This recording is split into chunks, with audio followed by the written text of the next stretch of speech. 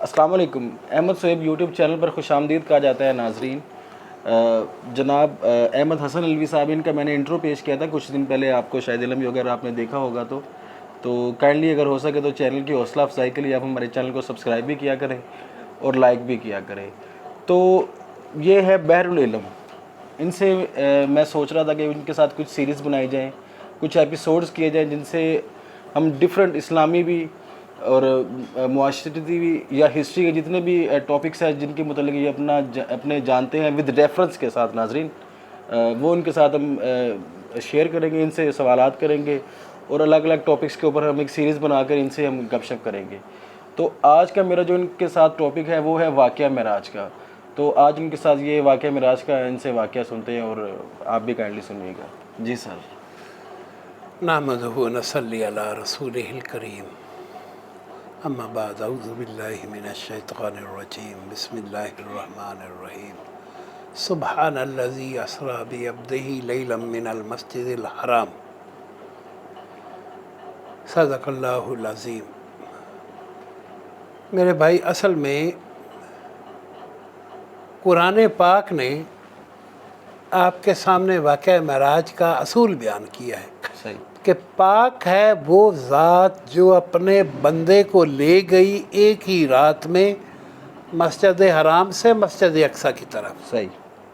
اچھا, اب اس میں جو لوگ واقعہ معراج کی کچھ محقق مخالفت بھی کرتے ہیں یا کہتے ہیں کہ یہ روحانی واقعہ ہوا ہے یا یہ خواب میں واقعہ ہوا ہے, تو اب مسئلہ یہ ہے کہ پاک ہے وہ ذات جو لے گئی, تو اللہ تو ہر چیز میں قادر ہے, اللہ ہی آپ کو لے گیا. اب کہنے والے کہتے ہیں راستے میں تو جو سمندر کے گولے ہیں اور ان سے آپ کیسے گزرے ہوں گے. بھائی جب کہا گیا کہ پاک ہے وہ ذات جو لے گئی تو ہمیں ماننا پڑے گا. صحیح بات. اب معراج کا لفظی معنی ہے, معراج لفظ عروج سے نکلا ہے. عروج کا لفظی معنی ہوتا ہے ترقی, سیڑھی, زینہ, اوپر چڑھنا. تو لغوی اعتبار سے تو واقعہ معراج سے مراد آپ صلی اللہ علیہ وآلہ وسلم کا وہ سفر ہے جو آپ صلی اللہ علیہ وسلم نے اختیار کیا اور جس کو قرآن میں بھی 15ویں پارے میں ذکر کیا گیا. اور اصل میں اگر ہم اس سفر کے مدارج طے کریں تو 3 درجے ہیں. ایک ہے معراج, ایک ہے اسرا, اور تیسرا ہے جنت یعنی اس مقام سے عرش معلیٰ سے اوپر اللہ کے حضور پیش ہونا. تو پہلی جگہ تو ذکر کی گئی کہ سب سے پہلے آپ کو ایک ہی رات میں اللہ پاک وہ واحد ہستی ہے جو آپ کو بیت اللہ سے مسجد حرام سے مسجد اقصیٰ تک لے گئی. اب جب آپ مسجد اقصیٰ میں تشریف لے گئے تو وہاں پہ تمام انبیاء اکٹھے تھے اور آپ صلی اللہ علیہ وسلم نے تمام نبیوں کی امامت کی, اور اسی وجہ سے آپ کو امام الانبیاء بھی کہا جاتا ہے. تو یہاں پہ یہ سفر اختتام پذیر ہوا. یہاں پہ راستے میں بھی آپ نے جو حالات ہوئے وہ دیکھے, اور وہاں سے پھر دوسرا سفر شروع ہوا کہ جنت سے اسپیشل آپ کے لیے ایک سواری تشریف لائی جس کو براق کہتے ہیں. براق لفظی معنی میں یہ برق سے نکلا ہے. برق کا معنی ہے بجلی. تو یعنی بجلی کی وسعت کے حساب سے وہ سواری جو ہے وہ چلتی تھی. تو آپ اس کے اوپر سوار ہوئے اور آپ کے جبریل امین جو ہے وہ آپ کے ساتھ تھے, اور آپ وہاں سے لے کے پھر سدرۃ المنتہا تک. یہ معراج کا دوسرا سفر ہے. اچھا, سدرۃ المنتہا کہتے کس کو ہیں؟ ہاں, سدرۃ المنتہا یعنی کہا یہ جاتا ہے سدرۃ المنتہا کا اصلی لفظ ہے کہ منتہا یعنی آخری درجہ. اس کے بعد آگے الوہیت کے آثار اور اللہ تعالیٰ کی جلال کے وہ آثار اتنے نمایاں ہیں کہ فرشتے بھی اس سے اوپر نہیں جا سکتے, روح الامین بھی اس سے اوپر نہیں جا سکتے. اگر آپ اسی چیز کو دیکھ لیں تو 2 سردار جا رہے ہیں. ایک سردار ملائکہ یعنی ملائکہ کا سردار حضرت جبریل امین, وہ تمام فرشتوں کے سردار ہیں, اور ایک ہیں تمام بشر کے سردار, تمام انسانوں کے سردار محمد الرسول اللہ. تو وہاں پہ جا کے جہاں پہ حضرت جبریل کی بس ہو گئی کہ میں اس سے اوپر نہیں جا سکتا. This is enough. وہاں سے آپ کی اصل معراج شروع ہوتی ہے، یعنی وہاں سے آپ کا سفر شروع ہوتا ہے. تو اس لیے اس معراج کو آپ 3 حصوں میں ڈیوائیڈ کریں. تو تیسرے حصے میں پھر آپ کو وہ مشاہدات کرائے گئے، وہ جنت اور دوزخ کی سزائیں دکھائی گئیں. لیکن آپ غور سے دیکھیں کہ نبی پاک صلی اللہ علیہ وسلم تو معراج پہ تشریف لے کے گئے، لیکن جب آپ وہاں تشریف لے کے گئے واپس آئے، بلال سے کہا کہ اے بلال تیرا وہ کون سا عمل ہے؟ میں تو عرش مولا پہ گیا، تیرے قدموں کی آہٹ تو میں عرش مولا پہ سن رہا تھا. سبحان اللہ.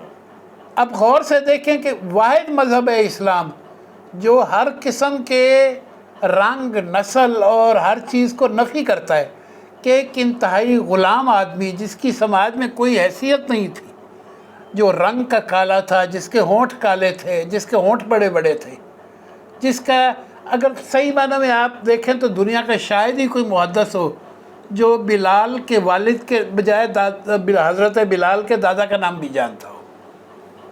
یعنی بلال بن رباح کے والد کا نام کیا تھا کسی کو معلوم نہیں. تو ایک ایسی ان نون ہستی چل زمین پہ رہی ہے اور اس کے قدموں کی آہٹ جو ہے عرش مولا پہ سنائی جا رہی ہے. اسی طریقے سے آپ صلی اللہ علیہ وسلم کو وہاں پہ مختلف مدارج دکھائے گئے. کسی کو کوئی سزا ہو رہی تھی، کسی کو کوئی سزا ہو رہی تھی، کسی کے وہاں پہ جنت کے نظارے بھی دکھائے گئے، کسی کا موتی کا محل بھی دکھایا گیا اور بتایا یہ عمر فاروق کا محل ہے. تو حضرت عمر نے پوچھا یا رسول اللہ آپ میرے محل میں گئے؟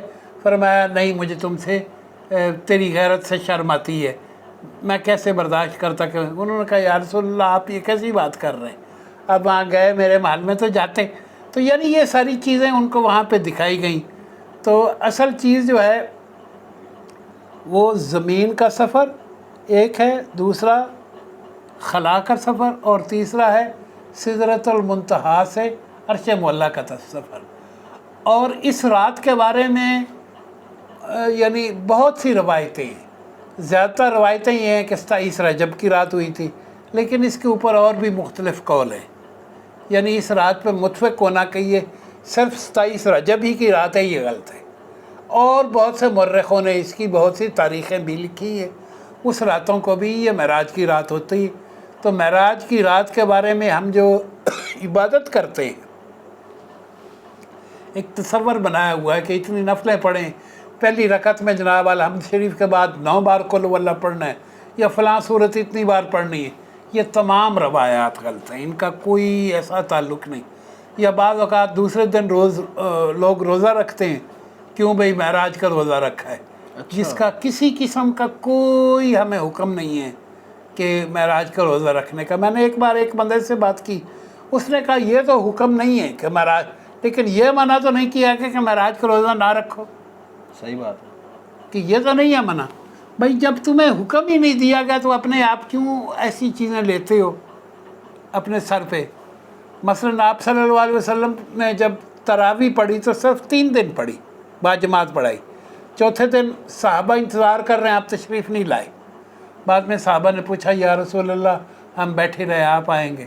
آپ نے فرمایا کہ بات سنو، اگر میں آج بھی آ جاتا اور باجماعت نماز پڑھا لی جاتی تو ایسا نہ ہوتا کہ آپ کے اوپر فرض ہو جاتی اور آپ کو یہ نماز بھی زبردستی پڑھنی پڑتی، فرض کی حیثیت.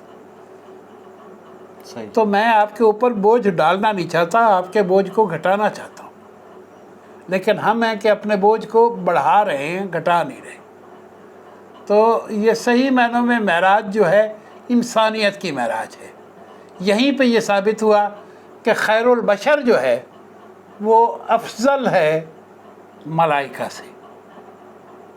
نور سے بشر افضل ہے. نور کا سردار سدرۃ المنتہا پہ جا کے رک گیا. سدرۃ المنتہا کیا ہے؟ بعض جو علماء نے اس کی تفسیر لکھی کہ ایک بیری کے درخت سے مشابہ ایک درخت ہے، یعنی اس کے پتے بیری سے مشابہ ہیں. وہ درخت بیری سے مشابہ ہے اور اس کے اتنے بڑے یعنی پتے ہیں کہ دنیا میں رہنے والے ہر بندے کا نام اس کے اوپر لکھا ہوا ہے. اللہ. اس بندے نے کتنا عرصہ زندہ رہنا ہے، کیا کیا کھانا ہے، کیا کیا پینا ہے.